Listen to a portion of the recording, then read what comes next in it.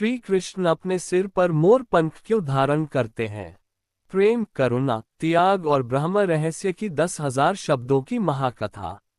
प्रस्तावना, एक प्रश्न जो युगों से गूंज रहा है। जब भी कोई भक्त श्री कृष्ण की कल्पना करता है तो सबसे पहले नीले श्यामल स्वरूप, मुस्कुराते अधर, वंशी की मधुर तान और मस्तक पर सजा मोरपंख उसकी आंखों के सामने आ जाता है। परंतु क्या आपने कभी गहराई से सोचा है, भगवान श्री कृष्ण ने अपने सिर पर मोर पंख ही क्यों लगाया? सोना क्यों नहीं? मुकुट क्यों नहीं? हीरा, मणि, रत्न क्यों नहीं? क्या ये केवल सौंदर्य का विषय था, या इसके पीछे कोई अद्भुत लीला, गुण दर्शन और ब्रह्म का रहस्य छिपा है? आज की यह कथा केवल एक उत्तर नहीं, बल्कि हृदय, आत्मा और ईश्वर के बीच का सेतु है। भाग 1, वृंदावन, जहां कृष्ण लीला बनकर चलते थे। वृंदावन, जहां धरती भी भक्त थी, वायु भी प्रेम में बहती थी, और पशु पक्षी भी भगवान के साक्षात दर्शन करते थे। यमुना के तट पर बाल कृष्ण अपने सखाओं के साथ दिन भर गाय चराते, माखन चुराते और संध्या होते ही वंशी बजाते। उनकी वंशी की ध्वनि में केवल संगीत नहीं, बल्कि आत्मा की पुकार थी। भाग 2, मोर, वन का राजा। वृंदावन के घने वनों में एक अद्भुत मोर रहता था। जब कृष्ण वंशी बजाते, वह मोर सब कुछ भूलकर नृत्य करने लगता। उसके पंख फैल जाते, आंखों से आंसू बहने लगते, मानो आत्मा कृष्ण में विलीन हो रही हो। वह नृत्य अहंकार का नहीं, समर्पण का था। भाग 3, मोर का अंतिम नृत्य। एक दिन कृष्ण ने वंशी बजाए, पर उस दिन की तान कुछ अलग थी। मोर ने ऐसा नृत्य किया जो पहले कभी नहीं किया। नृत्य करते करते वह भूमि पर गिर पड़ा। उसका शरीर शांत हो गया, पर चेहरे पर अद्भुत शांति और मुस्कान थी। कृष्ण पास आए, उनकी आंखें नम हो गईं। भाग 4, मोर का वरदान। मोर ने अंतिम सांस में कहा, प्रभु, मैंने नृत्य किया, पर यह शरीर आपके चरणों में छोड़ रहा हूँ। मेरी एक विनती है। कृष्ण ने कहा, कहो सखा। मोर बोला, मेरे पंख को अपने मस्तक पर धारण करना, ताकि युगों तक लोग जाने कि प्रेम करने वाला कभी तुच्छ नहीं होता। भाग 5, कृष्ण का संकल्प। श्री कृष्ण ने मोर का पंख उठाया। वह पंख न सोने का था, न रत्नों का, फिर भी वह ब्रह्मांड से अधिक मूल्यवान था। कृष्ण ने उसे अपने मस्तक पर धारण किया और कहा, आज से यह पंख मेरे मुकुट से भी ऊपर रहेगा, क्योंकि इसमें प्रेम है, त्याग है और निष्काम भक्ति है। भाग 6, मोर पंख का आध्यात्मिक रहस्य। स्मॉल डायमंड 1, मोर पंख, अहंकार रहित सौंदर्य। मोर पंख सुंदर है, पर वह कभी अपने लिए कुछ नहीं मांगता। ये सिखाता है, जो झुकता है वही ऊंचा उठता है। स्मॉल डायमंड 2, पंख का गिरना मृत्यु नहीं, मुक्ति। मोर के पंख गिरते हैं, पर मोर को पीड़ा नहीं होती। ये दर्शाता है, त्याग में ही आनंद है। स्मॉल डायमंड 3, पंख की आंख, आत्मा का प्रतीक। मोर पंख पर बनी आंख ईश्वर की सर्वदृष्टि है। भाग 7, राधा और मोर पंख। राधा ने एक दिन पूछा, कान्हा, मेरे प्रेम से अधिक इस पंख को क्यों अपनाया? कृष्ण मुस्कुराए, राधे, ये पंख उसी प्रेम का प्रतीक है जो तुमने मुझे सिखाया। भाग 8, कलियुग के लिए संदेश। श्री कृष्ण कहते हैं, कलियुग में न मुकुट चलेगा, न वैभव, केवल मोर पंख जैसा निष्कलंक प्रेम ही मुझे प्रिय होगा। भाग 9, भक्तों के लिए शिक्षा। ईश्वर को धन नहीं चाहिए, दिखावा नहीं चाहिए, केवल शुद्ध हृदय चाहिए। मोर पंख कहता है, जो टूटकर भी मुस्कुराए वही सच्चा भक्त है। भाग 10, समापन, एक पंख, पूरा ब्रह्मांड। जब भी आप श्री कृष्ण के मस्तक पर मोर पंख देखें, तो याद रखें, ये केवल पंख नहीं, ये भक्त की आत्मा है, जो भगवान के सिर पर स्थान पाती है। अंतिम पंक्तियां, यूट्यूब एंडिंग के लिए। यदि आपके पास देने को कुछ नहीं, तो चिंता मत करो। यदि आपके पास प्रेम है, तो श्री कृष्ण स्वयं आपको अपने मस्तक पर स्थान देंगे। भाग 11। इंद्र, अहंकार और मोरपंख का रहस्य। एक समय देवराज इंद्र को अपने वैभव पर अत्यधिक गर्व था। उनका मुकुट स्वर्ण का था, रत्नों से जड़ा हुआ और तेज इतना कि आंखें चुन दिया जाए। एक दिन इंद्र ने श्री कृष्ण से पूछा, प्रभु, आप तो स्वयं ब्रह्मांड के स्वामी हैं, फिर यह साधारण सा मोरपंख आपके मस्तक पर क्यों शोभा पाता है? कृष्ण मंद मुस्कान के साथ बोले, इंद्र, ये साधारण नहीं है, यह उस प्राणी का प्रतीक है जिसने कभी मैं नहीं कहा। इंद्र निरुत्तर हो गए। भाग 12। मुकुट बनाम मोरपंख।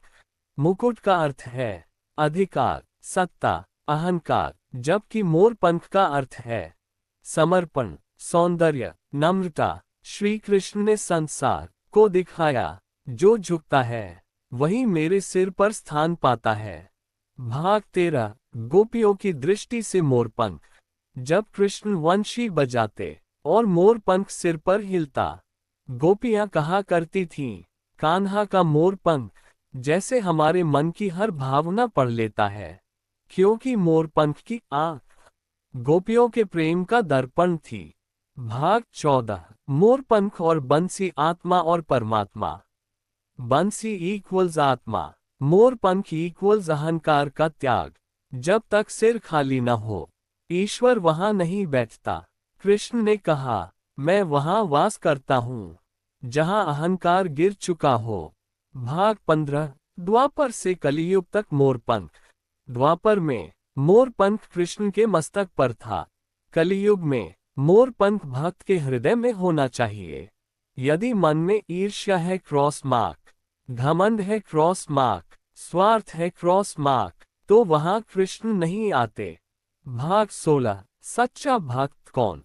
कृष्ण कहते हैं, मोरपंख कभी पूछता नहीं कि मुझे क्या मिलेगा, वह बस नृत्य करता है और झड़ जाता है। यही सच्ची भक्ति है। भाग 17। एक अद्भुत लोककथा, भावनात्मक हिस्सा। एक गरीब भक्त हर दिन कृष्ण की मूर्ति पर मोरपंख चढ़ाता था। लोग हंसते, फूल चढ़ा, मिठाई चढ़ा, ये पंख क्या है? एक दिन कृष्ण स्वप्न में आए, तूने मुझे वही दिया जो मेरे सिर पर है। भाग 18। मोरपंख क्यों कभी मुरझाता नहीं? क्योंकि वह प्रेम से जुड़ा है, वह आत्मा से जुड़ा है, वह कृष्ण से जुड़ा है। जो कृष्ण से जुड़ गया वह कभी नष्ट नहीं होता। भाग 19। YouTube वीडियो के लिए शक्तिशाली संवाद, डायलॉग पंच, वॉइस ओवर लाइन। जिस दिन इंसान मोरपंख की तरह झुकना सीख लेगा, उसी दिन कृष्ण उसके जीवन में प्रवेश करेंगे। भाग 20। अंतिम आध्यात्मिक निष्कर्ष। मोरपंख सिखाता है, सुंदर बनो पर अहंकारी मत बनो, प्रेम करो पर अपेक्षा मत रखो, टूटो पर शिकायत मत करो। महान समापन, एंडिंग क्लाइमैक्स, यूट्यूब के लिए परफेक्ट। कृष्ण के सिर पर मोरपंख इसलिए नहीं है कि वह सुंदर दिखें, बल्कि इसलिए है ताकि दुनिया समझे कि ईश्वर को पाने के लिए मुकुट नहीं, बल्कि मोरपंख जैसा हृदय चाहिए। Folded hands. जय श्री कृष्ण। Folded hands. भाग 21। मोरपंख और श्री कृष्ण का ब्रह्म स्वरूप। श्री कृष्ण केवल एक व्यक्ति नहीं थे, वे संपूर्ण ब्रह्मांड का चेतन स्वरूप थे। उनके सिर पर मोरपंख होना ये दर्शाता है कि परमात्मा भी प्रकृति के आगे झुकता है। मोरपंख प्रकृति का सबसे सुंदर उपहार है और कृष्ण ने उसे स्वीकार कर संदेश दिया, मैं प्रकृति का स्वामी नहीं, उसका प्रेमी हूँ। भाग 22। मोरपंख और पंचतत्व। मोरपंख में पांचों तत्व छिपे हैं। पृथ्वी पंख का आधार, जल उसकी चमक, अग्नि रंगों की ऊर्जा, वायु उसका हल्कापन, आकाश उसकी व्यापकता। इसलिए कृष्ण ने कहा, जो पंचतत्वों से जुड़ा है वही मेरे मस्तक योग्य है। भाग 23। श्री कृष्ण और बच्चों का प्रश्न।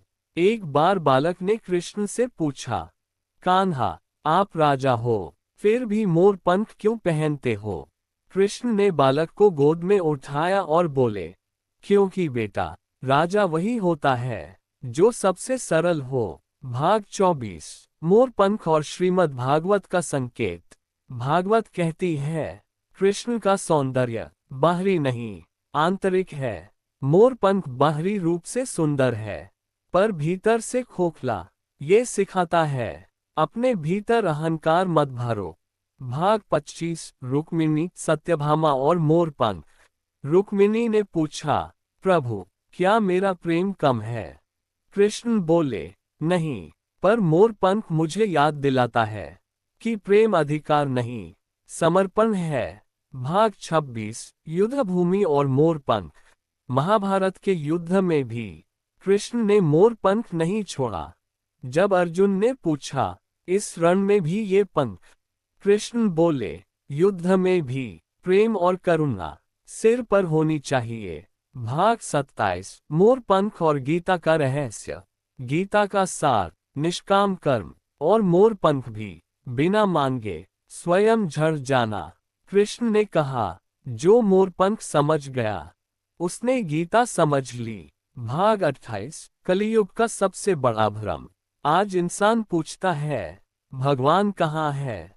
कृष्ण क्यों नहीं दिखते? उत्तर, क्योंकि आज कोई मोरपंख जैसा हृदय नहीं लाता। भाग 29। भक्त मीरा और मोरपंख। मीरा ने कहा, मेरे पास महल नहीं, सोना नहीं, पर मन में मोरपंख जैसा प्रेम है। कृष्ण मुस्कुराए। भाग 30। अंतिम चेतावनी, स्ट्रॉन्ग संदेश। कृष्ण कहते हैं, जो मुझे मुकुट पहनाना चाहता है वह मुझे नहीं समझा, जो मुझे मोरपंख देता है वही मेरा है। भाग 31। YouTube viral pause line. Pause के साथ बोले, यदि आज भी आपके मन में घमंड है तो कृष्ण आपके जीवन में केवल मूर्ति रहेंगे। भाग 32। आत्मा से आत्मा की बात।